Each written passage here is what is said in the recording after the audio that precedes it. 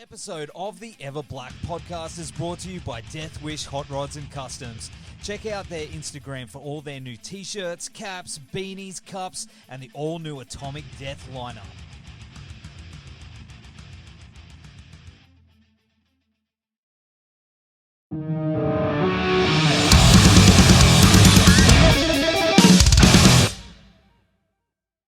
Hey, man, how are you? Good. Good to see you. Death to false metal. Yeah, wow. How's your day going, all right? Yeah, it's going well. Yeah, awesome. Playing some shows and getting out and about. Yeah, I had some shows this past weekend, and just last couple of days just been chilling a little bit. I have a couple like small improv things I'm doing this coming week, I guess, next week. But things are kind of mellow out right now for the rest of the year. So. Yeah, I guess you'd be winded down before everything kicks off next year, right? Yeah. Yeah, heaps of stuff on the way. I know it's like even our calendar down here in Australia, man, like it's like quiet and then just goes bam, like insane. So yeah. Get that. You gotta hibernate and eat your potatoes and get carb up, get ready to get out there in the pit. That's it. That's right. My name's Neb anyway, Trevor. It's good to actually talk to you. Well, I've met you once or twice in the past. Very briefly. One was the Coolangatta Hotel back in like 2007, I think it was. I think it was Secret Chiefs 3 gig. Yeah. Oh yeah. That was a fun tour. Man, that was like one of the best shows I've ever seen in my life. Like, right on. Man, loved it. Man, you should see the Secret Chiefs now. Trey's got he's got a whole nother thing going on. That was like the baby. That was the first, tour of that band, and that was the only version of that band like that. And he's kind of taken it to a whole nother level now. Oh, really? So what you guys cooking up? I'm not sure what he's been.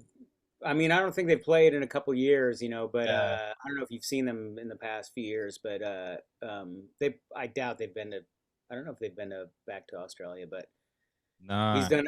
I've seen him a couple times in the States, and it's great. He's got a couple different versions of the band, and they all totally kick ass, and it's like musically, he's on another level. Yeah, awesome, man, awesome. But of course, you've just released your new album, which is Séances by the Trio-Convulsant. Exactly. Trevor Dunn, correct? Yeah. See, I'm struggling this morning. Sorry, bro. Yeah. And it's the first new album for the project in like 2 decades. Yeah. People have been asking me, why is it taking so long? I'm like, well, I've been kind of busy, and I went back, actually looked at my discography that I have online. And I thought, oh yeah, I made like 50 records in that time. Yeah. Well, I didn't make them myself, but I played on 50 records, some of which are records that I made, but yeah, I mean, I guess that's what happens when you play different kinds of music and different bands and stuff. It just takes longer to cycle around. Man, what made it right now the right time to revisit that project? I'm not sure. It's something I've been thinking about for a while. In fact, in 2015, I wrote. I mean, I'd been thinking about it already at that point, and I wrote a bunch of new music for the Trio-Convulsant with a string quartet. And then I discarded that music because I just didn't like what I wrote. I just once I heard it back and oh man, that's tough. It is tough, but I realized, like, wait a minute, what am I doing here? I kind of lost focus, and I need to take a step back, and what do I really want to present? What am I trying to say with this new version? And then I started sketching pieces together and putting a few ideas together here and there, and then basically sometime during lockdown in 2020, it really started to come together. When I had the time and focus for it. Because it's quite complex. Like I don't know how you even begin to write something like that. Like where does it start, dude? it usually starts with a one idea, one small idea, and like a melody or a bass line or something, there's, for instance, there's this tune, "The Asylum's Guilt," which Mm. the first thing I wrote in that was the bass line, and the whole bass line is based on the interval of a fifth. It's just like these parallel fifths moving all over the place in different, you know, between different intervals, but it's fifths moving around, And I just wrote this thing on bass, and I liked it.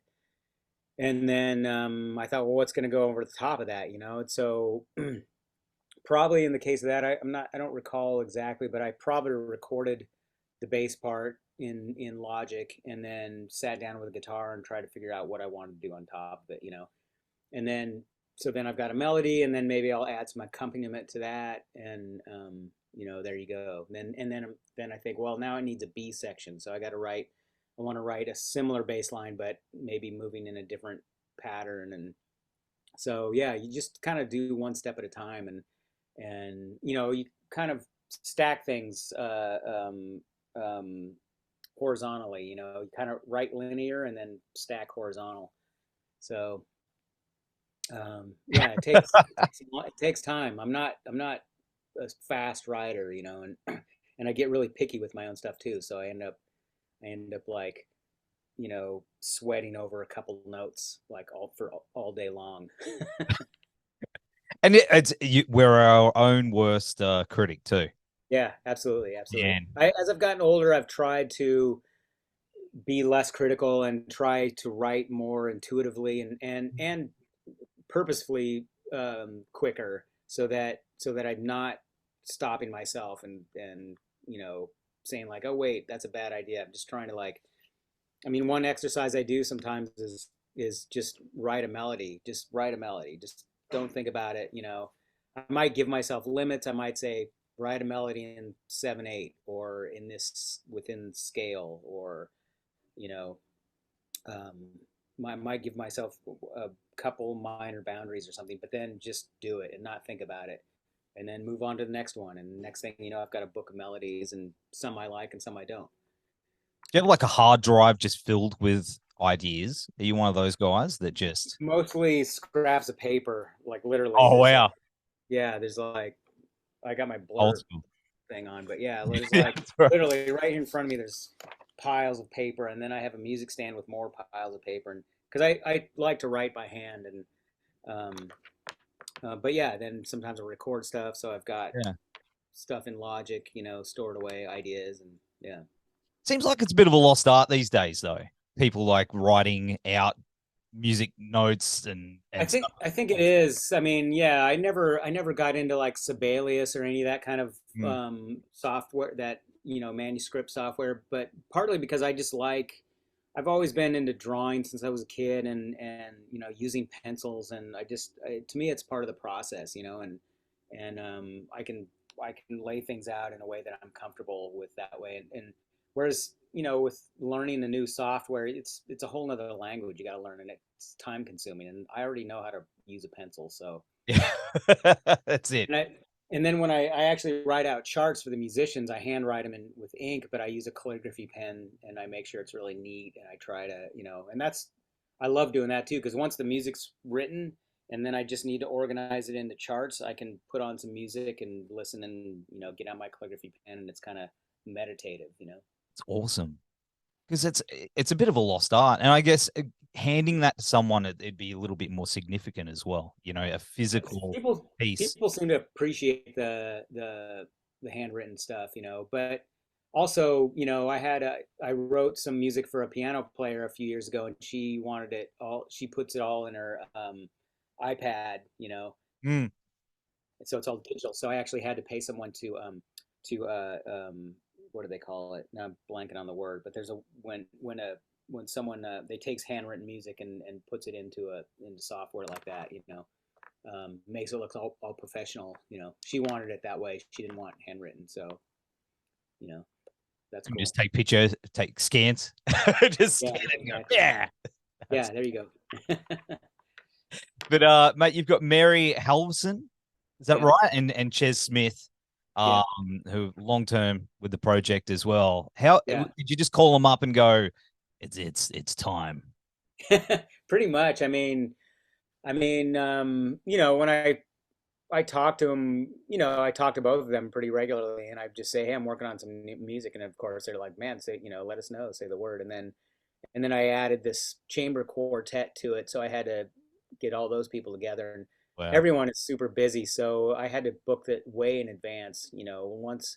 I mean, I always I like to write the music and finish it and have it, you know, and then say like, okay, now I got want to book a rehearsal, and then of course everyone's like, well, I'm busy until July of next year. I'm like, great, okay, you know, then I have to start making a chart of everyone's schedules, and that's the worst part about being a musician. But yeah, so it took a while, you know. We recorded in January, and then we just did the record release show a couple nights ago. How was that? That was that It, cool? it was great. It went swimmingly. That's what you want. That's awesome, man. So good to hear because it's such a cool record, man. I was at work Thank you, thank you. today and Yeah, I was really, really happy with the turnout, and it was only the second time we played it live. We played it the first time the night before in Philadelphia, and yeah, it's not easy music to get together. I mean, they're all amazing musicians, um, but you know, there's still you have to cue stuff live. There's some interplay there that's not, even if you're really good, it's not always easy to pinpoint. how's it with recording it though? You've written it all out, you finished it. Is there room to move when you go and record it? Like, does much change? Not a lot. I mean, there was a couple things where I took the musicians' suggestions to make the music flow a little bit better. Mhm.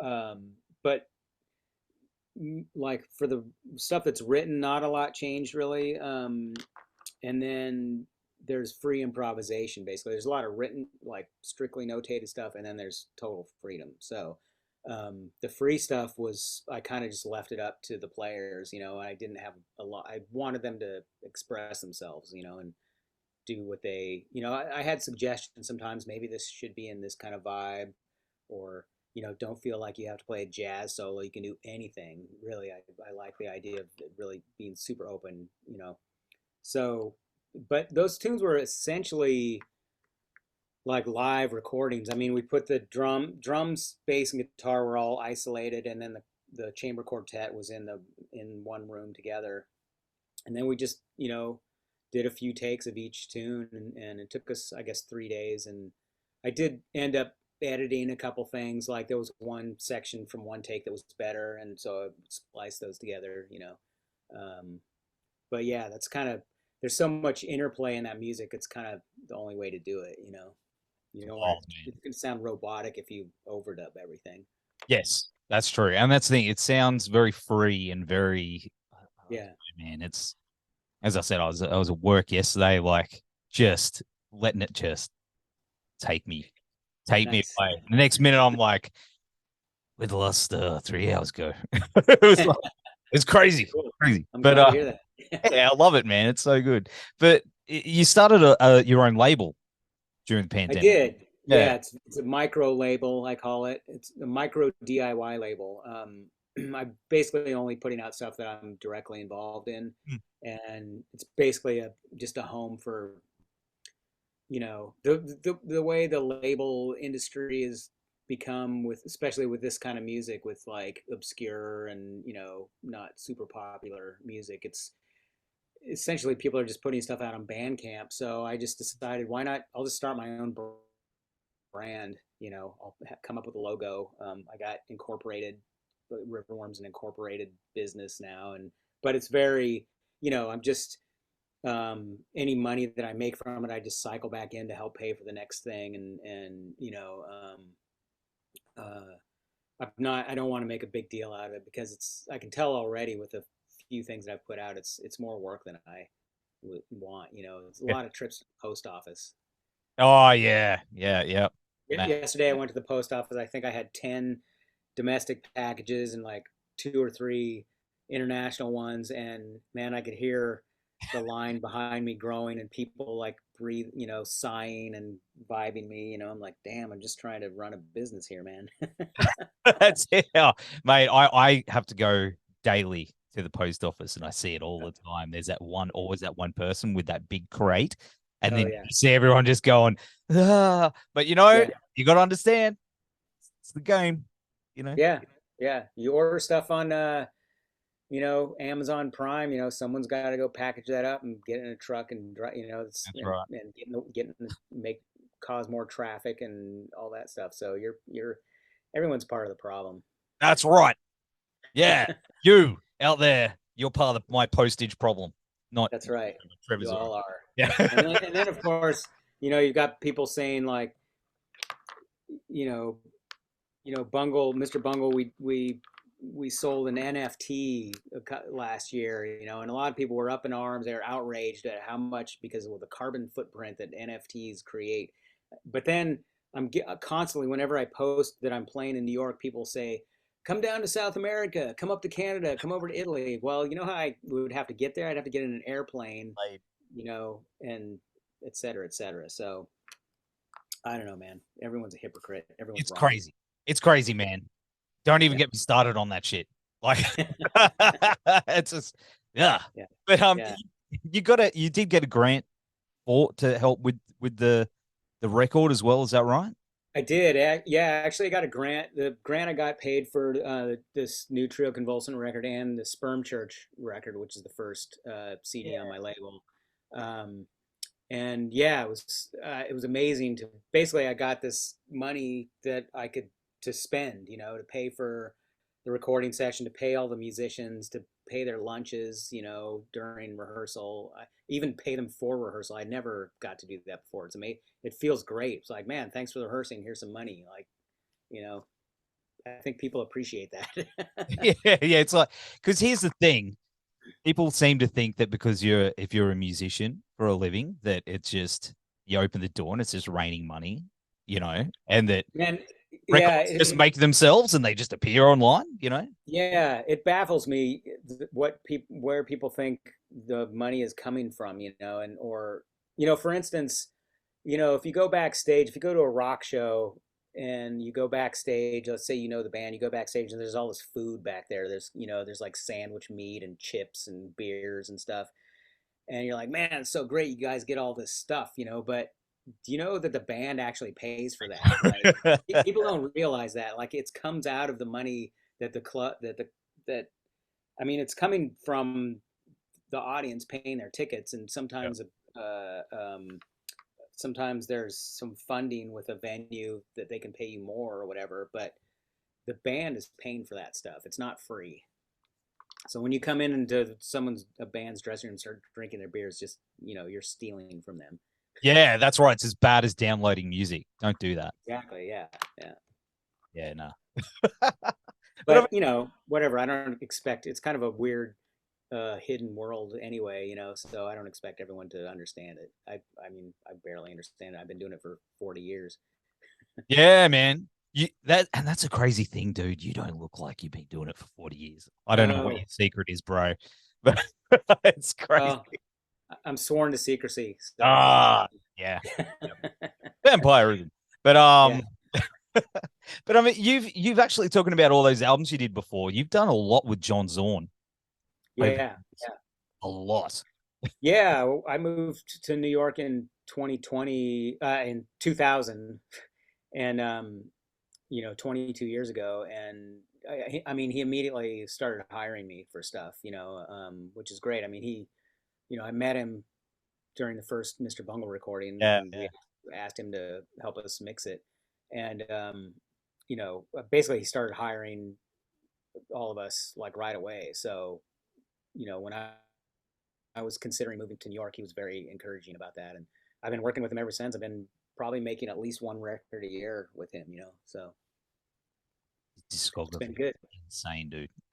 You look at it, it's like, and you're along for the ride, man. I love seeing it. It's so cool. Like, how is it working with him creatively?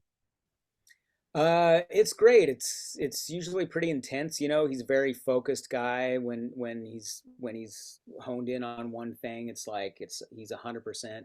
A lot of times he won't stop to eat lunch during a recording session. And I mean, when I first met him, he never really gave anyone breaks, but then he kind of realized that at certain points, like, man, some people, they need to eat, they need to get their blood sugar back up, and I'm one of those people. Like, I can't, if I'm in the middle of recording halfway through the day, I start to crash, so, Yeah.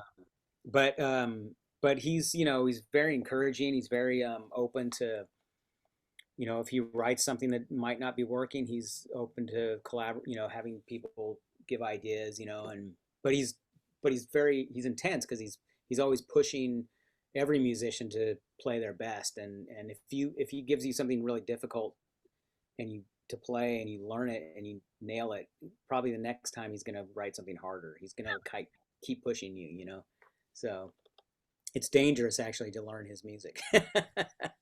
What do you think you've learned personally from that? He's pushed you to places as a musician, obviously. I think Zorn is really good at like pairing combinations, pairing different musicians together, and he fancies himself an alchemist in that way, and I think there's something to be said for that. He's really good at that, and just the way the dynamic that he treats his, in the world where he treats his musicians and works with them. I've learned a lot just from just being on the sidelines of that. And of course, I do have to ask about Bungle. I am a very big Bungle fan, like from when I was a little dude. I can tell by the weird stuff in the background. Oh yeah, I'm one of those weirdos. I'm like, I call it my miracle room because I'm like the 40-year-old virgin who's got kids. So oh yeah, right. The miracle room, But obviously, that band has been so important for so many people, and you've worked with Patton like on so many different projects. Like, what's that working relationship now with Mike? Well, the last thing we did together was the Raging Wrath that we recorded in right at the beginning of lockdown, essentially, and it was a blast, man. Being in the studio again with Mike and Trey, after years of not working together, it was definitely like we were definitely more patient with each other and more there was more kind of empathy, and we've all matured a little bit, so we're not in there just like being brats to each other and being passive aggressive and all this stuff, which I don't know, as a young musician, you don't like, no one teaches you how to negotiate situations. If someone writes a song and they come in and they want it done a certain way, we kind of learned how to do that together with each other, and then to step away for 20 years and then come back with what we've learned individually, it was great. It was a great feeling. It was really fun, and yeah, we had a blast. Because man, Australia and Bungle have like, I remember, like, it's so important down here. Like you've been down here so many times. Relationship, man. Mr. Bungle in Australia. I just missed Bungle by that much, by like months, man, because I wasn't 18. I remember seeing the poster, and it broke my heart, dude. When you played again, I had friends that were just 18 that went and they were like, that was the greatest thing I've ever seen in my life.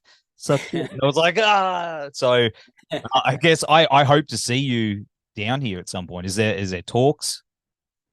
I mean, we're going to South America in December, and we're just going to see how it goes because we haven't played in a while, and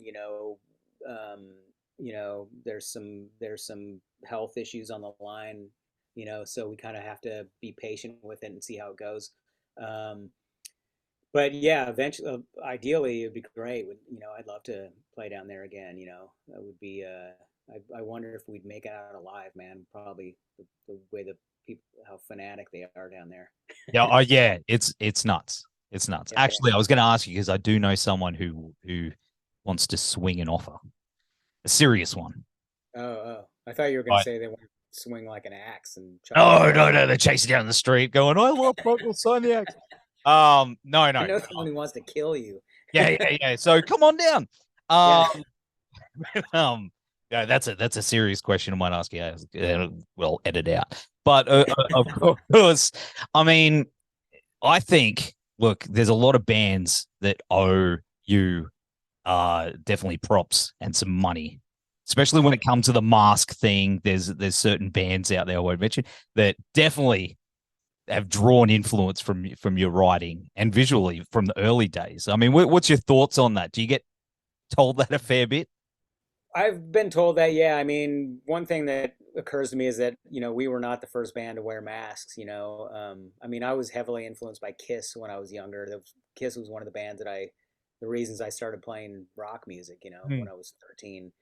Um, so it's not like we can claim any ownership over wearing, and it's happened before with like bands like the Residents or um, I don't know. There's a lot of bands that have done that, but yeah, I mean, it definitely blossomed maybe after we started doing it. But I mean, we were just you know picking up Halloween masks from the store, and it was just a way to kind of like it was a way to sort of like counter the seriousness of being a rock musician on stage. Especially when we were playing metal at the beginning. Hmm. It was kind of a way to sort of um, like take some of the seriousness out of it, and have a sense of humor, and also a sense of anonymity, which was great during the first tour. No one knew who I was. It was amazing. Now everybody knows. Yeah, yeah. Eventually, I had to take the mask off. Man, but I mean, it's such a Bungle is such a ride musically. And, I listen back to those albums even recently and just how incredibly written they are. Oh, Like, well, thank you. I mean, we might have taken ourselves less seriously on stage, but we always took the music very seriously, and it was we wrote seriously, and we had specific ideas, and we tried to execute them and make them sound as cool and interesting as possible, and because we were all listening to all kinds of music and that that influenced us, and we wanted to achieve that kind of greatness. I don't know if we ever did, but that's part of being a musician. You learn to love music at an early age. It captures you in some way, and then you just want to do that. You just want to keep the cycle going. and the heaviness as well. I mean, you guys really seem to be leaned back into the heavy. Like, Yeah, I mean, we grew up in the '80s. We were full on metalheads. I dressed like Cliff Burton back then. I had like denim jacket and blue jeans and black shirt with a band logo on it. And we were living it. so is there more Bungle on the way? You guys been writing behind the scenes a little bit? No, we haven't been writing. There's no plans for any recordings. I mean, we have this run of shows in December, and that's it for Okay. now. I mean, it would be cool to get back in the studio with those guys, but that's a whole nother chapter that we haven't even considered yet. Oh well, we'll be waiting. Anytime we'll be waiting, man. There'll be the guy with the axe. There'll be Right. there'll be and there'll be me. But yeah, Yeah. we're but what else you got coming up, right? Like got some new out Um, music. well, I just did this record release of the Trio-Convulsant. Mm. That was on Friday. My trio septet. Um, and so there was a lot of planning and rehearsing for that, and so that was a big thing. So the last couple of days I've been kind of chilling, and I have like two kind of small improv gigs in New York coming up. I've been playing with this violin player Sana Nagano. We're doing an improv gig, and then I'm and play sometimes at this place New Blue with Ilhan Urshahin, this saxophone player and a drummer. And so nothing, the next big thing is Bungle in South America, and Mm. then I'm actually kind of taking some time off. I'm gonna spend some time in the forest writing music essentially for a couple months from the beginning of the year.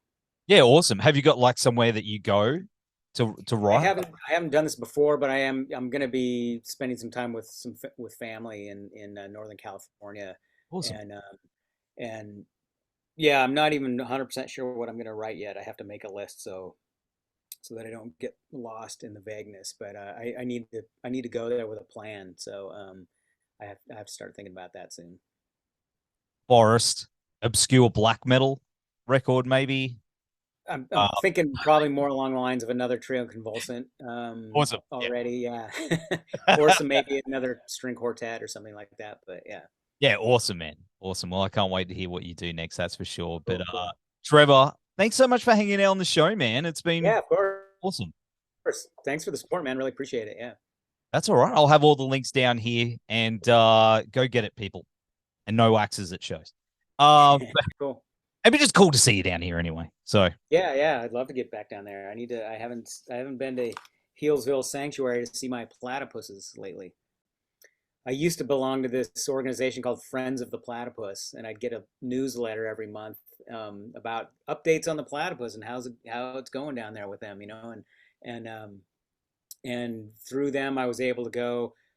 I was never able to do the full experience, but you know, I wanted to. I could go to like the platypusery or whatever it's called, and like you go out into the lake and you catch them and tag them and take them back to the lab and weigh them and all that stuff. Like you can volunteer to do stuff like that. I would love to do something like that. It'd be amazing. man, whenever you come down here, I'll see if I can work something out with Awesome. my mate at the zoo because he's Cool. Cool. he's in with all the animals. Right on.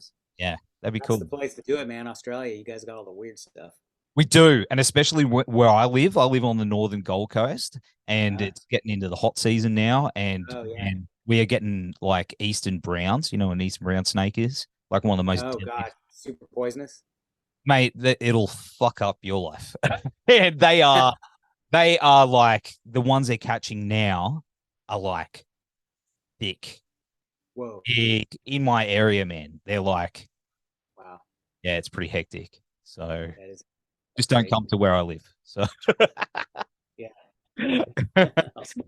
all right, bro. Well, hey, have a good weekend, man. Thank you. Thank you. Appreciate it, man. Yeah, see you, bro. All right. Bye bye.